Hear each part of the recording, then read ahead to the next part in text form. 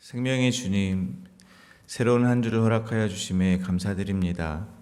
이 시간 먼저 어제의 날을 하나님 앞에 자복하며 회개의 기도를 드립니다.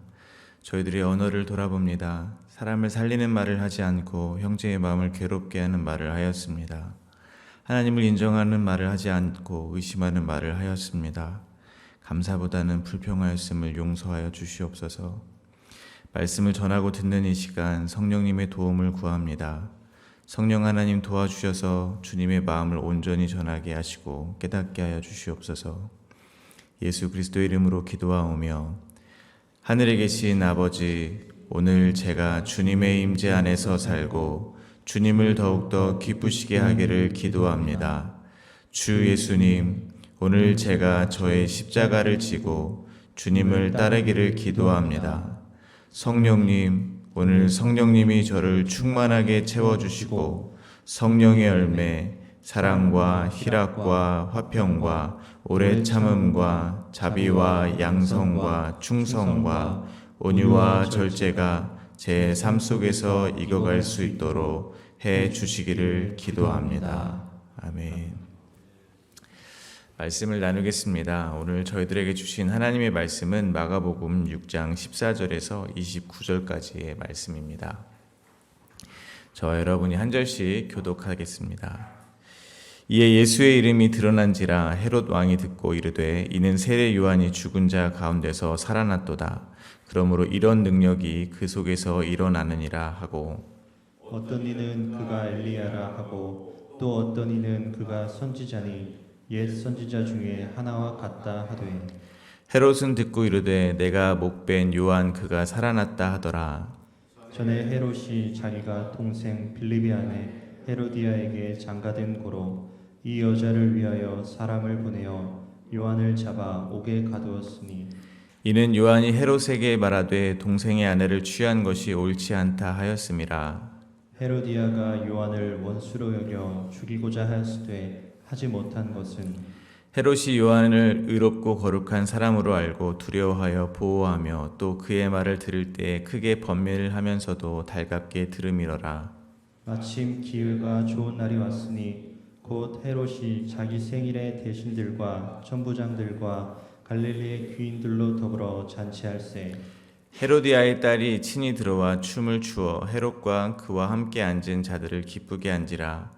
왕이 그 소녀에게 이르되 무엇이든지 내가 원하는 것을 내게 구하라, 내가 주리라 하고, 또 맹세하기를 무엇이든지 내가 내게 구하면 내 나라의 절반까지라도 주리라 하거늘. 그가 나가서 그 어머니에게 말하되 내가 무엇을 구하리이까? 그 어머니가 이르되 세례 요한의 머리를 구하라 하니, 그가 곧 왕에게 급히 들어가 구하여 이르되 세례 요한의 머리를 소반에 얹어 곧 내게 주기를 원하옵나이다. 왕이 심히 근심하나 자기가 맹세한 것과 그 앉은 자들로 인하여 그를 거절할 수 없는지라. 왕이 곧 시병 하나를 보내어 요한의 머리를 가져오라 명하니 그 사람이 나가 옥에서 요한을 목베어 그 머리를 소반에 얹어다가 소녀에게 주니 소녀가 이것을 그 어머니에게 주니라. 요한의 제자들이 듣고 와서 시체를 가져다가 장사하니라. 아멘. 마가복음은 바울의 1차 전도여행을 동행한 마가라 하는 요한에 의해서 기록된 복음서입니다. 사복음서 중에서 가장 먼저 기록된 것으로 알려져 있습니다. 마가복음은 유대인뿐만 아니라 이방인들에게 예수 그리스도의 복음, 즉 예수님께서 하나님의 아들 그리스도임을 전하기 위한 목적으로 기록되어 있습니다. 오늘 본문은 예수님이 오실 길을 예비하신 세례 요한이 헤롯에게 죽임을 당하는 장면입니다. 오늘 본문은 크게 세 문맥으로 나누어서 묵상하도록 하겠습니다. 첫 번째 문맥은 14절부터 16절입니다. 헤롯이 예수님의 소식을 듣고 세례 요한이 살아 돌아왔다고 말하고 있습니다.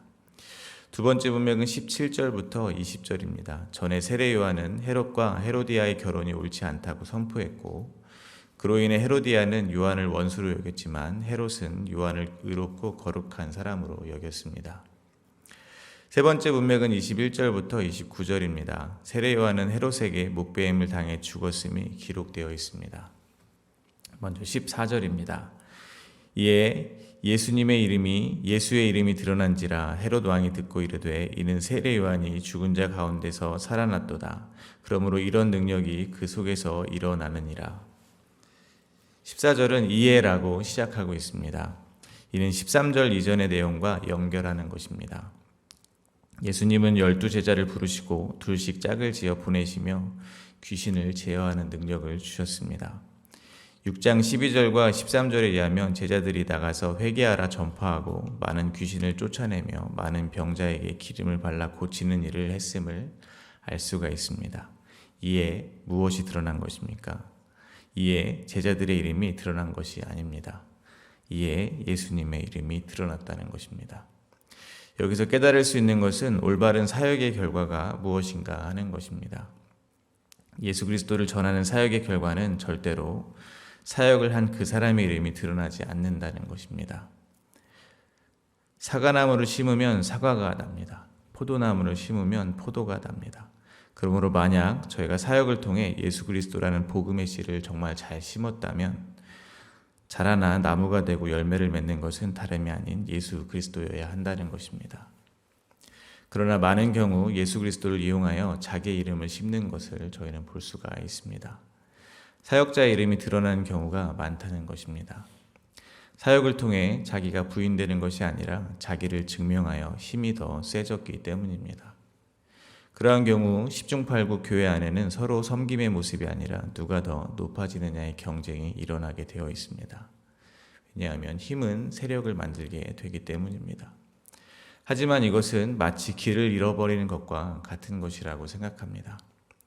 그 누구도 처음부터 내 이름을 높이기 위해서 이 사역을 하겠어 라고 하는 사람은 없을 것이라고 생각합니다. 그러나 죄인된 본성을 가지고 있는 저희는 언제든 그 길을 잃어버릴 수 있다는 것입니다. 그러니까 저희는 사역을 하다 보면 저희가 지금 심는 씨가 무엇이었는지 종종 잃어버리게 되는 경우가 생길 수 있다는 것입니다.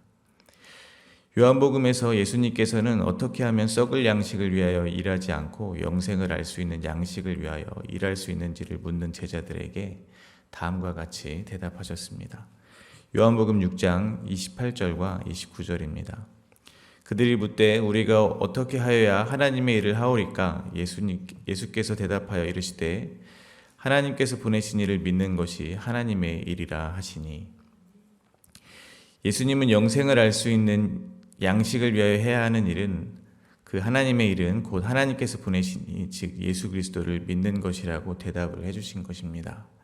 예수님께서는 저희가 심으려 했던 씨였고 저희가 가려 했던 오직 한 길, 십자가 지는 자기 부인의 길이었다는 것입니다. 그러므로 저희는 생각해야 한다고 생각합니다. 누구나 때로는 길을 잃을 수 있습니다. 형제를 미워할 수도 있고 나의 이름을 위해서 달려갈 수도 있습니다. 그러나 그것은 지금 길을 잃을 상태라는 것을 분명히 깨달아야 한다는 것입니다. 그리고 길을 잃었을 때는 멈추고 돌아서야 합니다. 처음 자리로 돌아와야 한다는 것입니다. 저희들의 처음 자리가 어디였습니까? 기도하는 자리였습니다. 예배하는 자리였습니다. 말씀 보는 자리였다는 것입니다. 나의 죄를 자복하고 용서해 주신 하나님의 은혜에 감사하던 자리는 기도하는 자리였다는 것입니다. 예배드리던 자리였다는 것입니다. 말씀을 보던 자리였다는 것입니다. 그러므로 저희는 매일같이 길을 잃을지라도 나는 쇠잔해지고 예수의 이름만 드러나는 처음 자리로 늘 돌아오게 되시기를 간절히 바랍니다. 그래서 가시 같은 저희의 말로 많은 사람을 상처 주는 일을 그만 멈추고 용서와 용납으로 서로 사랑하기를 내 몸같이 하는 용서받은 죄인의 자리로 돌아오게 되시기를 간절히 바랍니다. 헤롯 왕은 예수님의 이름을 듣고 자신이 죽인 세례 요한이 살아 돌아왔다고 생각했습니다. 15절과 16절입니다. 어떤 이는 그가 엘리야라 하고 또 어떤 이는 그가 선지자니 옛 선지자 중에 하나와 같다 하되 헤롯은 듣고 이르되 내가 목벤 요한 그가 살아났다 하더라. 헤롯은 안티파스로 주전 4년부터 주후 39년까지 갈릴리와 베레아를 다스린 분봉왕입니다. 헤롯은 이후에 빌라도에 의해 호송되어 온 예수님을 재판하면서 예수님을 업신여기고 희롱하기도 한 그 인물입니다. 세례 요한을 죽인 헤롯이 예수님의 이름을 듣고 세례 요한이 살아 돌아왔다고 하는 것입니다. 이것을 통해 마가복음의 저자는 앞으로 예수님께 펼쳐질 일들을 독자인 성도들에게 말해주는 것만 같습니다. 예수님께서도 세상 권세자들에게 죽임을 당하시고 3일 만에 부활하시기 때문입니다. 그리고 어떤 이들은 예수님을 엘리야라 하고 또 어떤 이는 그가 옛 선지자 중에 하나라고 합니다. 엘리야는 아합 왕 시대에 많은 기적을 행하다 죽지 않고 하늘에 올라간 그 엘리야를 가리킵니다. 그리고 그들은 말라기 4장 5절에 기록된 것을 믿고 있었습니다. 말라기 4장 5절입니다. 보라, 여호와의 크고 어두운 날이 이르기 전에 내가 선지자 엘리야를 너희에게 보내리니. 그러니까 심판날이 이르기 전에 엘리야를 다시 보내신다는 구약의 약속 들어서 예수님이 옛 선지자 중에 하나인 엘리야라고 한 것입니다. 그러나 예수님은 세례 요한을 가리켜 구약에 예언된 엘리야라고 말씀하셨습니다. 마태복음 11장 13절과 14절입니다. 모든 선지자가 율법이 예언한 것은 요한까지니 만일 너희가 즐겨 받을진대 오리라 한 엘리야가 곧 이 사람이니라. 결국 그들은 세례 요한도 알아보지 못했고 예수님도 알아보지 못한 것입니다. 이 세상 권세를 얻었어도 구약 성경에 능통했어도 예수를 알아보지 못하는 것입니다. 성경 공부를 많이 하면 지식적으로 예수님에 대한 정보는 얼마든지 알 수 있는 것입니다. 인도의 독립운동가이자 정신적 지도자인 마하트마 간디의 무장 비폭력 운동의 뿌리는 성경의 산상수훈이라고 잘 알려져 있습니다. 그는 산상수훈을 매일 읽고 또 읽었다고 합니다. 그리고 산상수훈에서 교훈을 얻어 위대한 무저항 비폭력 운동을 만들어낸 것입니다. 그러나 그는 그 속에서 예수 그리스도를 만나지는 못한 것입니다. 예수를 주라 시인하지 못한 것입니다. 그러니 그의 사역의 끝에 그의 위대한 마하트마 간디 이름은 드러났지만 예수 이름은 숨겨진 것입니다. 그러나 저희는 예수님을 그리스도라 시인하고 있습니다. 예수님께서 주님이시라고 고백하고 있습니다. 신약 성경을 열심히 공부해서이겠습니까? 아닙니다. 그럼 헤롯보다 더 높은 자리에 있기 때문에 그렇습니까? 아닙니다. 그것도 아니면 점도 없고 흠도 없는 삶을 살았기 때문입니까? 더더욱 아닙니다. 저희가 예수님을 그리스도라 시인할 수 있는 것은 모두 성령 하나님의 은혜이기 때문입니다. 고린도전서 12장 3절입니다. 그러므로 내가 너희에게 알리노니 하나님의 영으로 말하는 자는 누구든지 예수를 저주할 자라 하지 아니하고 또 성령으로 아니하고는 누구든지 예수를 주시라 할 수 없느니라. 그러므로 저희는 먼저 예수를 주라 시인하게 하신 하나님께 늘 감사를 해야 할 것입니다. 그리고 저희끼리 누가 더 믿음이 있는 성도인지 자랑해서도 경쟁해서도 안 될 것입니다. 왜냐하면 모든 것이 누구에게나 은혜였기 때문입니다. 두 번째 문맥은 헤롯과 세례 요한에게 있었던 과거의 이야기입니다. 17절에 기록된 것처럼 헤롯은 헤롯 2세, 즉 이복 동생 빌립의 아내 헤로디아와 결혼을 했습니다. 헤로디아는 동생의 아내였기도 했지만 또한 헤롯의 조카이기도 했습니다. 이에 요한은 헤롯의 동생의 아내를 취한 것이 옳지 않다고 말한 것입니다. 18절입니다. 이는 요한이 헤롯에게 말하되 동생의 아내를 취한 것이 옳지 않다 하였음이라. 세례 요한은 예수님께서 메시아인 것을 알아본 사람입니다. 메시아가 이 땅에 왔다는 것은 곧 여호와의 큰 날, 즉 심판이 임할 것을 알았다는 말이 될 것입니다. 심판이 임박한 것을 안 요한이 할 일은 하나입니다. 회개하라고 외치는 것뿐입니다. 마찬가지로 저희는 신앙생활을 통해서 여러 가지 경로로 듣게 됩니다. 예배 때 듣는 설교를 통해서 또는 혼자 성경 묵상을 하다가 또는 주변 사람들과 대화를 하다가 저희는 지금 하는 행동이 잘못되었다는 것을 듣게 된다는 것입니다. 회개하라는 음성을 듣게 되어 있다는 것입니다. 예를 들면 누가 봐도 하나님보다는 재물을 더 사랑하는 행동들, 신랑 대신 예수님보다 세상을 신랑 삼아 사는 모습들, 다른 사람을 정죄하고 비판하고 미워하는 모습들 등 저희의 잘못된 행동들을 지적하는 말을 분명 반복하여서 듣게 된다는 것입니다. 그때 저희는 헤로디아와 같이 행동을 할 수도 있고 헤롯과 같이 반응을 보일 수도 있다는 것입니다. 물론 헤롯이 회개를 한 것은 아닙니다. 그럼에도 헤로디아는 자기를 지적하는 요한을 원수로 여기고 죽이고자 했지만 헤롯은 요한의 말을 달갑게 들었습니다. 19절과 20절입니다. 헤로디아가 요한을 원수로 여겨 죽이고자 하였을 때 하지 못한 것은 헤롯이 요한을 의롭고 거룩한 사람으로 알고 두려워하여 보호하며 또 그의 말을 들을 때 크게 번민하면서도 달갑게 들음이러라. 저희가 잘 알고 있듯이 성경은 이 세상의 모든 사람을 죄와 허물로 죽은 상태라고 정의합니다. 예수 그리스도를 믿는 믿음이 없는 사람은 살아있는 것 같지만 영적인 눈으로 본다면 그는 죽은 상태라는 것입니다. 그러나 하나님의 은혜로 죄와 허물로 죽은 자들 가운데서 어떤 이들이 은혜를 입고 믿음을 선물로 받은 것입니다. 그렇게 하나님이 예수 그리스도 안에서 살아가는 영원한 생명을 허락해 준 것이 바로 저희들입니다. 성도들입니다.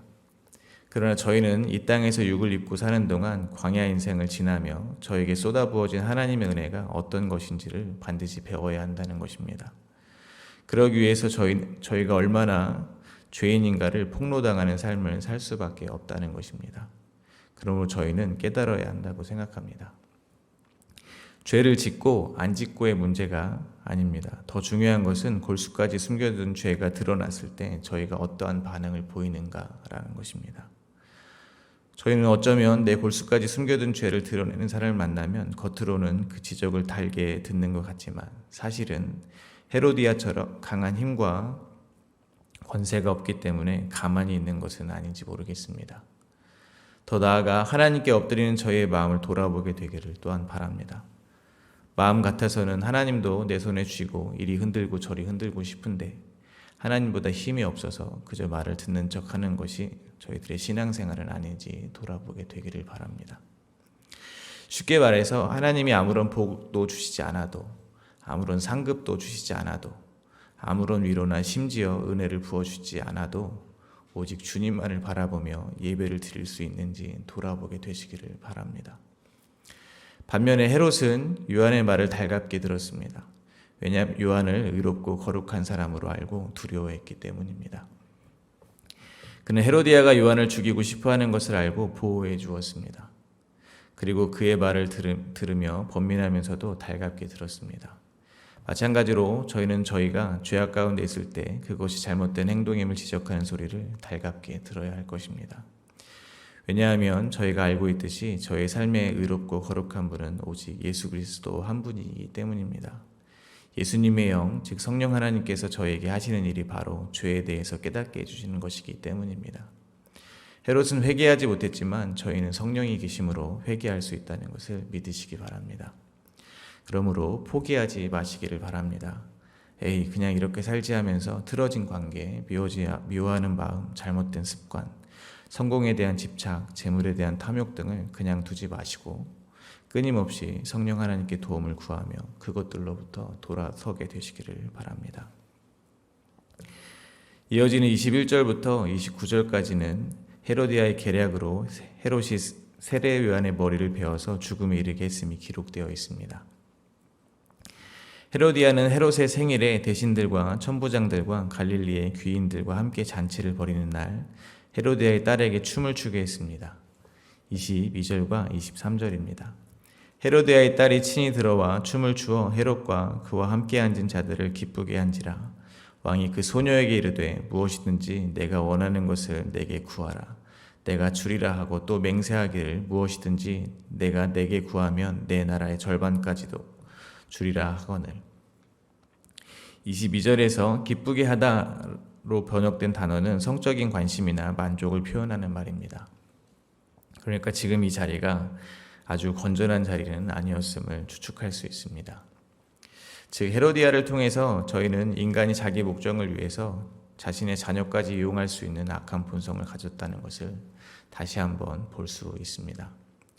헤롯은 헤로디아의 딸에게 나라의 절반이라도 다 들어주겠다 호언장담했습니다. 이에 헤로디아는 딸에게 세례 요한의 머리를 구하라고 조언했습니다. 헤롯은 이에 근심했습니다. 26절입니다. 왕이 심히 근심하나 자기가 맹세한 것과 그 앉은 자들로 인하여 그를 거절할 수 없는지라. 여기에 쓰인 근심하다라는 단어는 예수님이 잡히시기 전에 겟세마네 동산에서 십자가의 죽음을 앞두고 고민하신 단어와 같은 단어입니다. 그러나 그 근심의 결과는 예수님과 정반대였습니다. 예수님께서는 저희가 잘 아는 바와 같이 그러나 나의 원대로 마옵시고 아버지의 원대로 하옵소서라고 자기를 부인하셨습니다. 그러나 헤롯 왕의 자존심과는 비교할 수 없는 하나님의 독생자의 자존심을 예수님은 버리신 것입니다. 아버지의 뜻 앞에 꺾어버리신 것입니다. 그러나 헤롯은 예수님이 십자가를 지시기 전 괴로워하신 것만큼 괴로워했지만 결국 자기를 부인할 수 없었습니다. 결국 세례 요한의 머리를 벤 것입니다. 27절부터 29절입니다. 왕이 곧 쉬위병 하나를 보내어 요한의 머리를 가져오라 명하니 그 사람이 나가 옥에서 요한을 목베어 그 머리를 소반에 얹어다가 소녀에게 주니 소녀가 이것을 그 어머니에게 주니라. 요한의 제자들이 듣고 와서 시체를 가져다가 장사하니라. 따라서 저희는 헤롯이 아니라 예수님을 닮게 되기를 바랍니다. 하나님 아버지 앞에 저희의 소원을 100만 가지 들고 왔더라도 결국 나의 원대로 마옵시고 아버지의 원대로 하옵소서라고 기도할 수 있는 데까지 저희 믿음이 자라나게 되기를 바랍니다. 저의 기도가 주님 앞에 저의 주권을 포기하기 위해 땀이 피가 되도록 애를 쓰는 과정이 되기를 소망합니다. 말씀을 맺겠습니다. 오늘 본문은 예수님께서 제자들을 둘씩 짝지어 보내시는 장면과 제자들이 다시 예수님 앞에 모여서 자기들이 행한 것과 가르친 것을 말하는 장면 사이에 삽입이 되어 있는 장면입니다. 그러니까 문맥상 오늘 본문은 없어도 이야기가 쭉 이어진다는 것입니다. 그럼에도 세례 요한이 목배임을 당해서 죽는 이 장면이 중간에 삽입된 이유가 분명히 있을 것 같습니다. 예수님께 보냄을 받은 제자들은 회개하라 전했습니다. 메시아가 왔기 때문입니다. 즉 예수가 그리스도이심을 전한 것입니다. 그러나 예수님이 메시아임을 가장 먼저 전한 이는 바로 세례 요한이었습니다. 세례 요한은 제자들과 마찬가지로 예수님의 증인으로 서 있던 것입니다. 그래서 저는 오늘 본문의 세례 요한의 이야기가 세상의 복음을 전하며 회개하라 외치는 제자들의 삶, 곧 이 땅의 교회인 성도들의 삶은 곧 이 세상에서 목배임을 당하는 순교자의 삶이라는 사실을 그림으로 먼저 보여주고 있다고 생각합니다. 제자들의 사역으로 예수님의 이름이 드러난 것처럼 날마다 자기 이름은 쇠하여지고 예수님의 이름만 흥해여지는 삶이 바로 제자들의 삶이라는 것입니다. 머리가 잘리듯 삶의 주권을 내어놓는 삶이라는 것입니다. 그러나 그곳에 또 다른 소망이 숨겨져 있습니다. 그 잘린 머리 대신 그리스도께서 곧 교회의 머리가 저의 머리가 되어주셨기 때문입니다. 이제 저희가 원하는 방향이 아니라 주님이 이끄시는 방향대로 살게 될 것이기 때문입니다. 그러므로 날마다 쇠하여지는 삶을 마주하게 되실지라도 결코 당황하지 않게 되기를 바랍니다. 오늘도 저희의 삶을 통하여 저희의 이름이 아니라 예수님의 이름이 드러나게 되는 하루가 되시기를 간절히 소망합니다.